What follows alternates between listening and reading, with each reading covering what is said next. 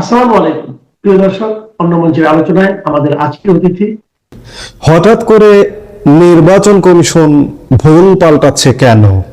গতকাল নির্বাচন কমিশন একটি চিঠি বা একটা আদেশ জারি করেছে যে সরকারি কর্মচারীরা হ্যাঁ ভোটের পক্ষে প্রচারণা চালাতে পারবে না।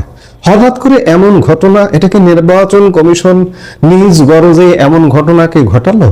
এর পেছনে কি বিশেষ কোনো ঘটনা আছে? ত্রয়োদশ জাতীয় সংসদ নির্বাচন ও গণভোটের প্রচারণার 8 দিন শেষ হয়ে গেছে ইতিমধ্যে।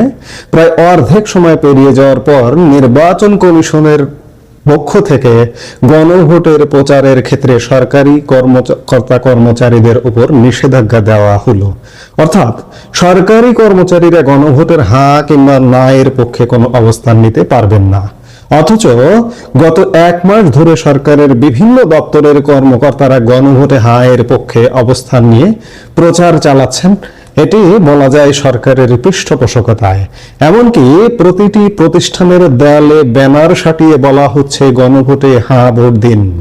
এই প্রচারণার পেছনে ইতিমধ্যে লক্ষ লক্ষ কোটি কোটি টাকা খরচ করা হয়েছে বলা যায় সরকারি কোষাগার থেকে পর্যন্ত। পাশাপাশি মুঠোফোন সেবাদাতা প্রতিষ্ঠানগুলোর মাধ্যমে সরকারের তরফে বার্তা দিয়ে একাধিকবার গ্রাহকদের বলা হচ্ছে পরিবর্তনের জন্য হ্যাঁ ভোট দিন, দেশের সম্পদ পাচার ঠেকাতে গণভোটে হ্যাঁ ভোট দিন। প্রশ্ন উঠেছে, সরকারি কর্মচারীদের হ্যাঁ প্রচার আইনসম্মত না হলে এতদিন কমিশন ঘুমিয়েছিল কেন? এ নিয়ে নির্বাচন কমিশনের দেরিতে ঘুম ভাঙার কারণ কি? এদিকে সরকারি কর্মকর্তা কর্মচারীরা গণভোটে হ্যাঁ কিংবা না এর পক্ষে অবস্থান নিতে পারবেন না, এমনকি এটি স্পষ্ট আইন লঙ্ঘন জানিয়ে বৃহস্পতিবার মন্ত্রী পরিষদ বরাবর চিঠি দিয়েছে নির্বাচন কমিশন। তবে বলা হচ্ছে যে উপদেষ্টারা এই নির্বাচনের হ্যাঁ ভোটের পক্ষে প্রচার চালাতে পারবেন, এমনটা আইনে বলা আছে। প্রধান উপদেষ্টা ডক্টর মোহাম্মদ ইউনূসও ইতিমধ্যেই জাতির উদ্দেশ্যে ভিডিও বার্তা দিয়ে আসন্ন গণভোটে হ্যাঁ ভোট দেওয়ার আহ্বান জানিয়েছেন। সরকারের উপদেষ্টারাও হ্যাঁ ভোটের প্রচার অভিযান করছেন। পাশাপাশি সরকার গণভোটের বিষয়ে ভোটারদের বোঝাতে ব্যাপক প্রচার চালাচ্ছে। তবে সুনির্দিষ্ট করে বললে এ প্রচার হচ্ছে হ্যাঁ ভোটের পক্ষে, যা নিয়ে নানা মহলে প্রশ্ন উঠেছে এবং দেশি বিদেশি নানা মহলে প্রশ্ন উঠছে। ভোটের তফসিল ঘোষণার পর থেকে 69 জন রিটার্নিং অফিসার, 600 সহকারী রিটার্নিং অফিসার, সহস্রাধিক নির্বাহী ও বিচারিক হাকিম নির্বাচনী দায়িত্ব পালন করছেন। ভোটের কাজে যুক্ত হবেন 8 লাখেরও বেশি ভোট গ্রহণ কর্মকর্তা এবং 9 লাখের বেশি আইন শৃঙ্খলা বাহিনীর সদস্য। নির্বাচন কমিশন বলছে রিটার্নিং অফিসার ও সহকারী রিটার্নিং অফিসার সহ ভোটের কাজে থাকা সরকারি কর্মকর্তা কর্মচারীরা গণভোটের বিষয়ে প্রচারে বাধা নেই, তবে কোনো পক্ষে হ্যাঁ বা না অবস্থান জানাতে পারবেন না। নির্বাচন সংক্রান্ত অধ্যাদেশে আসলে কি আছে? আইন অনুযায়ী প্রজাতন্ত্রের কাজে যুক্ত থাকা কোনো কর্মচারী কোনো প্রার্থীর পক্ষে বিপক্ষে ভোট চাইলে তা দণ্ডনীয় অপরাধ। গণভোটে অধ্যাদেশ 2025-এর 21 ধারা ও গণপ্রতিনিধিত্ব আদেশ আরপিও 1972-এর 86 অনুযায়ী প্রজাতন্ত্রের কর্মে নিয়োজিত কোনো ব্যক্তি গণভোটের বিষয়ে জনগণকে অবহিত বা সচেতন করতে পারবেন। অধ্যাদেশে বলা হয়েছে, তবে তিনি গণভোটের পক্ষে হ্যাঁ বা বিপক্ষে না ভোট প্রদানের জন্য জনগণকে কোনোভাবে আহ্বান জানাতে পারবেন না, কেননা এ ধরনের কার্যক্রম গণভোটের ফলাফলকে প্রভাবিত করতে পারে। গণভোট অধ্যাদেশের ধারা 21 এবং আরপিওর 86 অনুচ্ছেদ অনুযায়ী এটি একটি দণ্ডনীয় অপরাধ হিসেবে গণ্য হবে।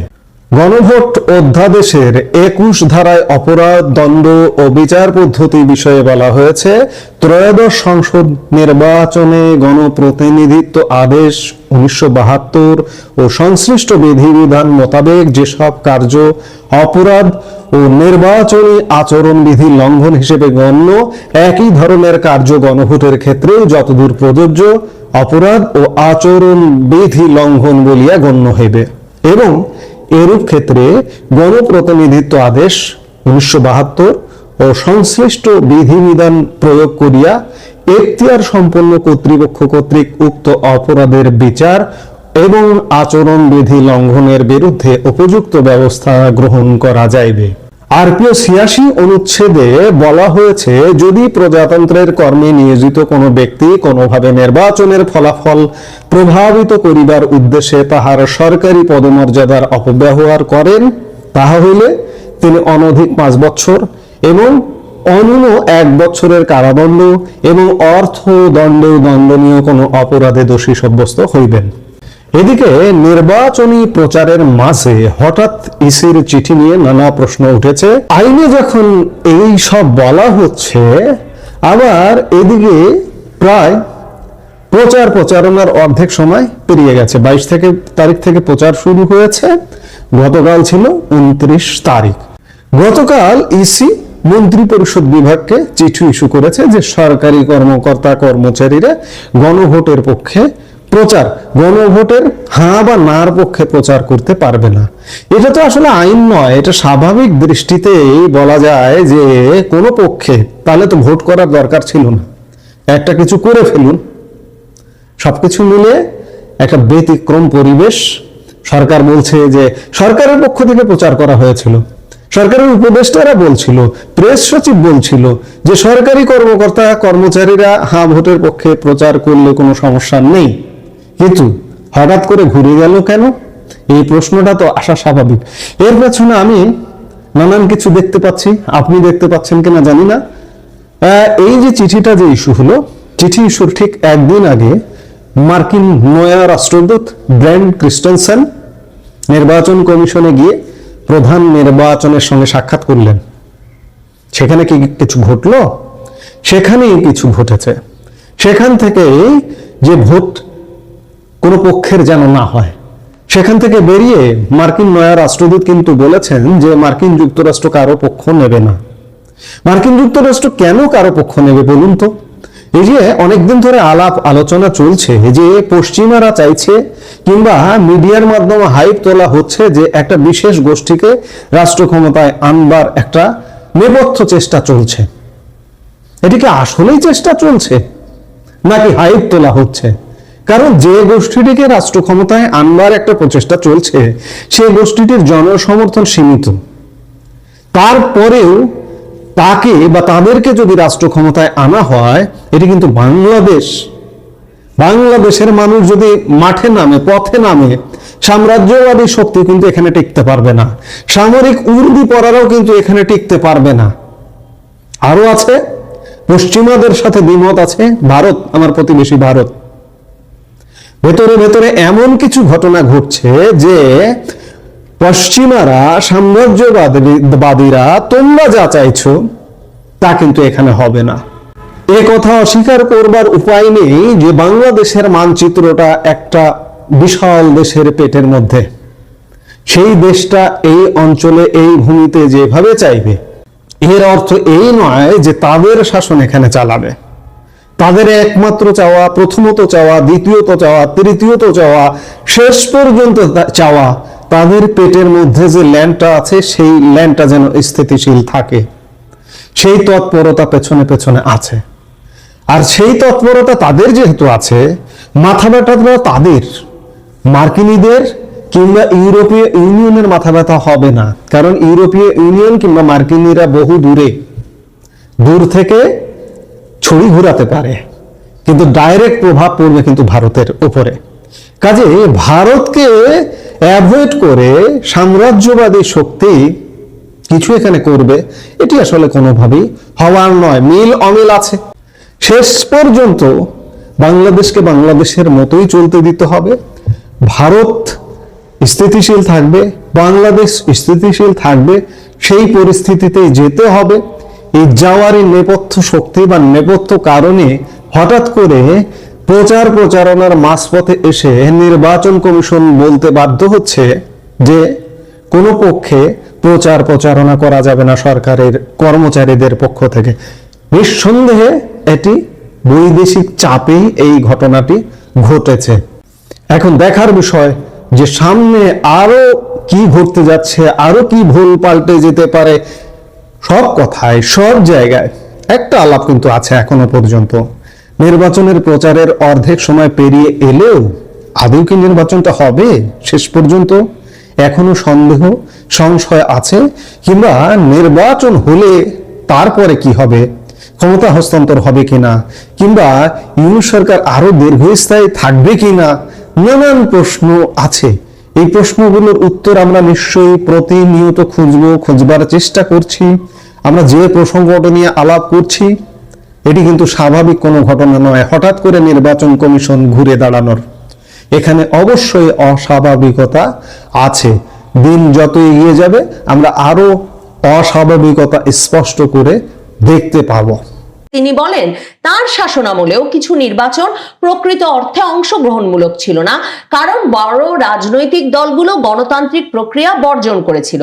তিনি বলছেন যে, আমি স্বীকার করি এটা আদর্শ ছিল না, এখন এই চক্র ভাঙতেই হবে, নইলে কোনো মুক্তি নেই।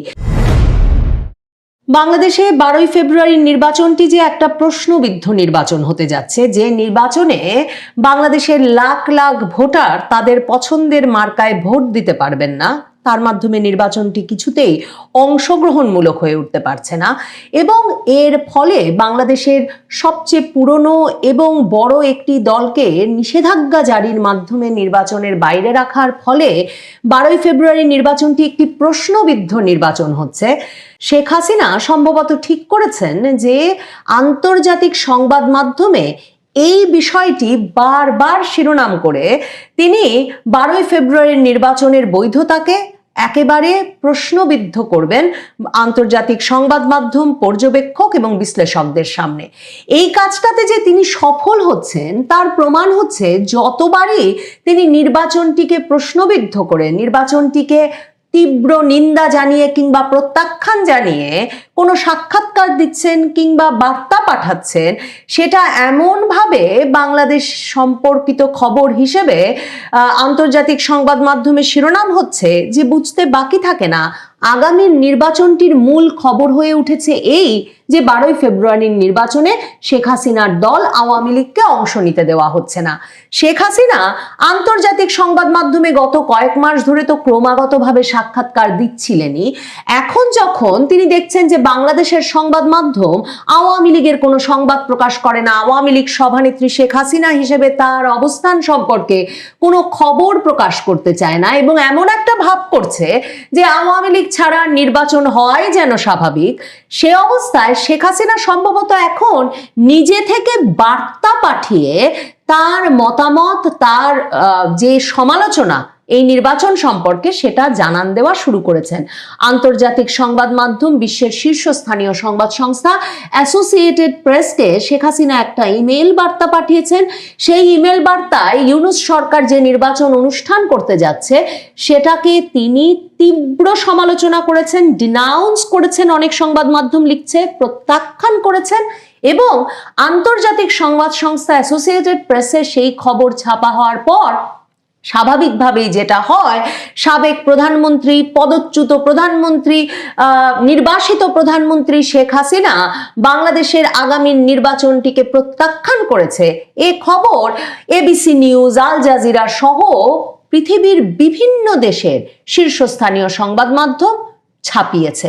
এপি তার এই খবরে সরাসরি লিখেছে যে ডক্টর মোহাম্মদ ইউনূস যখন 5ই আগস্টের পর ক্ষমতায় এসেছিলেন তখন তিনি প্রতিশ্রুতি দিয়েছিলেন যে একটা সুষ্ঠু, অবাধ, অংশগ্রহণমূলক নির্বাচন করবেন, কিন্তু তারপর তিনি শেখ হাসিনার দল আওয়ামী লীগের ওপর নিষেধাজ্ঞা জারি করেন এবং এখন তাদেরকে ছাড়াই নির্বাচন আয়োজন করছেন। এপির সাক্ষাৎকারে বলা হয় যে ভারতের নির্বাসনে থাকা বাংলাদেশের ক্ষমতাচ্যুত সাবেক প্রধানমন্ত্রী শেখ হাসিনা দেশের আসন্ন নির্বাচনকে তীব্র সমালোচনা করেছেন এবং তার দলকে নির্বাচনে অংশ নিতে না দেওয়ার প্রেক্ষাপটে দেওয়া এই বক্তব্যে আগামী মাসের গুরুত্বপূর্ণ ভোটের আগে রাজনৈতিক উত্তেজনা আরো বাড়াতে পারে বলে মনে করা হচ্ছে। এই যে নির্বাচনটি কোনো স্থিতিশীলতা দেবে না, বরং বাংলাদেশের বিভক্তি এবং রাজনৈতিক উত্তেজনা আরো বাড়াবে, এই বিষয়টি আন্তর্জাতিক সংবাদ মাধ্যমগুলো এপির এই খবর থেকে সবচেয়ে গুরুত্বের সঙ্গে ছাপছে। অ্যাসোসিয়েটেড প্রেস বলছে যে গত সপ্তাহে তাদেরকে পাঠানো ইমেল বার্তায় শেখ হাসিনা বলেছেন অন্তর্ভুক্তিমূলক স্বাধীন ও সুষ্ঠু নির্বাচন ছাড়া বাংলাদেশ একটা দীর্ঘস্থায়ী অস্থিরতার মুখে পড়তে যাচ্ছে। তিনি এটাও দাবি করেছেন যে নোবেল শান্তি পুরস্কার বিজয়ী মোহাম্মদ ইউনূসের নেতৃত্বাধীন অন্তর্বর্তী সরকার পরিকল্পিতভাবে তার দল সাবেক ক্ষমতাসীন আওয়ামী লীগকে নির্বাচন থেকে বাদ দিয়ে তার কোটি কোটি সমর্থকের ভোটাধিকার কেড়ে নিয়েছে।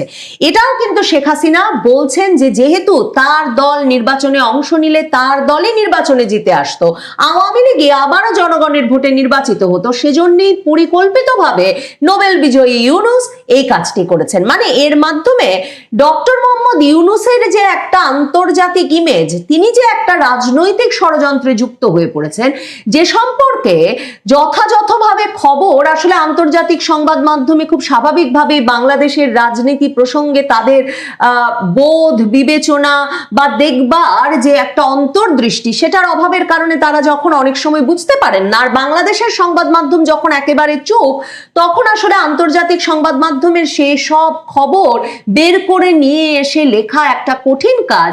তখন শেখ হাসিনা এই পদ্ধতিটা গ্রহণ করেছেন যে তিনি নিজেই আন্তর্জাতিক সংবাদ মাধ্যমে সাক্ষাৎকার দিচ্ছেন এবং প্রতি মুহূর্তে প্রমাণ করছেন আন্তর্জাতিক সংবাদ মাধ্যমের তার প্রতি এখনো এতটাই আগ্রহ যে তিনি যা বলেন সেই কথাগুলো ছাপতে সারা পৃথিবীর শীর্ষস্থানীয় সংবাদ মাধ্যমগুলো আগ্রহী হয়ে ওঠে। শেখ হাসিনা এই এপিকে পাঠানো বার্তাটিতে আরো বলছেন যে প্রতিবারই যদি জনগণের একটা বড় অংশকে রাজনৈতিক অংশগ্রহণ থেকে বঞ্চিত করা হয়, তাহলে ক্ষোভ বাড়ে, রাষ্ট্রীয় প্রতিষ্ঠানগুলোর বৈধতা ক্ষুণ্ণ হয় এবং ভবিষ্যতে আরো অস্থিরতার ভিত্তি তৈরি হয়। এখন এই রকম কথা যখনই শেখ হাসিনা বলেন, তখনই কিন্তু একটা প্রশ্ন করা হয় যে শেখ হাসিনা নিজেও তো অংশগ্রহণমূলক নির্বাচন হতে দেন নাই বাংলাদেশে, এবং অংশগ্রহণমূলক নির্বাচন তিনি যেহেতু হতে দেন নাই, কাজে তিনি এরকম একটা নির্বাচনের কথা বলতে পারেন কিনা। এপির এই সাক্ষাৎকারে একদিকে শেখ হাসিনা তো বারবারই বলছেন যে তারা কোনো দলকে নিষেধাজ্ঞা দেন নাই, মানে আওয়ামী লীগকে যেভাবে নিষিদ্ধ করা হয়েছে, কার্যক্রম নিষিদ্ধ করে একটা নিষেধাজ্ঞায় ফেলে নির্বাচনে অংশগ্রহণ থেকে বিরত রাখা হচ্ছে, তার আমলে সেটা হয় নাই। বিরোধী দলগুলো বয়কট করেছিল তার আমলের কয়েকটি নির্বাচন। এর পাশাপাশি শেখ হাসিনা বলছেন যে তিনি স্বীকার করেন যে তার আমলে যে নির্বাচনগুলো হয়েছিল সেই নির্বাচনগুলো ফার ফ্রম আইডিয়াল ছিল, মানে আদর্শ থেকে, আদর্শ যে পরিস্থিতি তার থেকে অনেক দূরে ছিল। এবং শেখ হাসিনা বলছেন যে বাংলাদেশকে এগিয়ে নিতে হলে যা হয়েছে সেই চক্র ভেঙে এগিয়ে যেতে হবে। ইমেইলে শেখ হাসিনা বলেছেন যে বাংলাদেশকে এগিয়ে নিতে হলে রাজনৈতিক নিষেধাজ্ঞা এবং বর্জনের চক্র, মানে ওই সময় যে বিরোধী দলগুলো নির্বাচনে অংশগ্রহণের সুযোগ থাকা সত্ত্বেও বর্জন করেছিল, সেই চক্রও যে ভাঙতে হবে সেটাও বলছেন শেখ হাসিনা। এবং তিনি বলছেন যে ওই চক্র ভাঙতে হবে বলে স্বীকার করে তিনি বলেন তার শাসনামলেও কিছু নির্বাচন প্রকৃত অর্থে অংশগ্রহণমূলক ছিল না, কারণ বড় রাজনৈতিক দলগুলো গণতান্ত্রিক প্রক্রিয়া বর্জন করেছিল। তিনি বলছেন যে আমি স্বীকার করি এটা আদর্শ ছিল না, এখন এই চক্র ভাঙতেই হবে, নইলে কোনো মুক্তি নেই। মানে শেখ হাসিনার যে কোনো, তিনি তার সময়কার রাজনৈতিক পরিস্থিতিকে যে পিছনে ফিরে দেখছেন, বিশ্লেষণ করছেন এবং আন্তর্জাতিক সংবাদ মাধ্যমের মাধ্যমে আন্তর্জাতিক পর্যবেক্ষক বিশ্লেষকদের যেমন তেমনি নিজের জনগণকেও তার একটা ব্যাখ্যা হাজির করতে চাইছেন, সেটাও কিন্তু এপিকে পাঠানো শেখ হাসিনার এই ইমেল বার্তায় পরিষ্কার। শেখ হাসিনা বলছেন বাংলাদেশের একটা বৈধ সরকার প্রয়োজন, কারণ শেখ হাসিনা বলছেন যে ভোট দিতে যদি নৌকার সমর্থকেরা না যায়, তাহলে যে পরিমাণ ভোটাররা, লাখ লাখ কোটি কোটি ভোটার যে নির্বাচনে অংশ নেওয়ার কোনো অর্থ খুঁজে পাবেন না, সে নির্বাচনের মাধ্যমে যে সরকার আসবে সে সরকার শুধুমাত্র অস্থিতিশীল একটা পরিস্থিতির, বাংলাদেশকে একটা দীর্ঘমেয়াদী অস্থিতিশীলতার দিকে নিয়ে যাবে তাই নয়, সে সরকার কোনো বৈধতা পাবে না। কাজেই শেখ হাসিনা বলছেন বাংলাদেশের তো প্রয়োজন একটা বৈধ সরকার যা জনগণের প্রকৃত সম্মতির ভিত্তিতে দেশ পরিচালনা করবে। শেখ হাসিনা আরেকটা কথা বারবার ব্যবহার করছেন যে বাংলাদেশকে তার উন্ড হিল করার সুযোগ দিতে হবে। মানে বাংলাদেশে 2024-এর জুলাই আগস্ট থেকে যে পরিমাণ ক্ষত সৃষ্টি হয়েছে, বিভক্তির ক্ষত, মবের ক্ষত, হত্যার ক্ষত, সংখ্যালঘু নির্যাতনের ক্ষত, জোর জবরদস্তির ক্ষত, আওয়ামী লীগের নেতা কর্মী সমর্থকদের ওপর ভয়াবহ হামলা মামলার ক্ষত, শেখ হাসিনা বারবার বলছেন যে জাতিকে, বাংলাদেশকে সেই ক্ষত সারিয়ে ওঠার সুযোগ দিতে হবে। আন্তর্জাতিক সংবাদ মাধ্যমগুলো, পর্যবেক্ষকেরা, বিশ্লেষকেরা স্পষ্টতই মনে করছেন বাংলাদেশের যে নির্বাচন 12ই ফেব্রুয়ারি অনুষ্ঠিত হতে যাচ্ছে, আওয়ামী লীগকে নির্বাচনে অংশগ্রহণের সুযোগ না দিয়ে সেটা বাংলাদেশকে কোনো স্থিতিশীলতার দিকে নিতে পারবে না, বাংলাদেশের পরিস্থিতি আরো বিভক্ত, আরো অস্থির করে তুলবে বটে।